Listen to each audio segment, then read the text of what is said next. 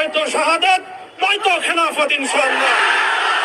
আমি বলতে চাই, আমাদের উপর জুলুম করা হয়েছে, এটাকে আমরা সহ্য করে নিলাম।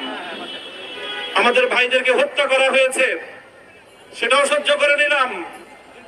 আমরা আমার সন্তানের লাশ কাঁধে তুলে নিয়েছি, সেটাকেও আমি হাসি মুখে বরণ করে নিলাম।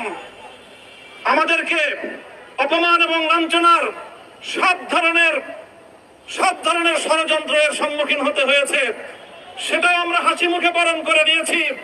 কিন্তু আল্লাহর জমিনে আল্লাহ এবং তার রাসূলের কোন সম্মান এক মুহূর্তের জন্য আমরা বরদাস্ত করে নেব না।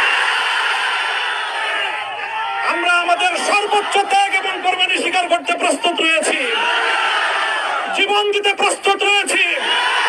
আল্লাহর জমিনে আল্লাহর দ্বীনের ঝান্ডা সমুন্নত করেই আমাদের যাত্রা থামবে ইনশাআল্লাহ। হয়তো শাহাদাত নয়তো খেলাফত।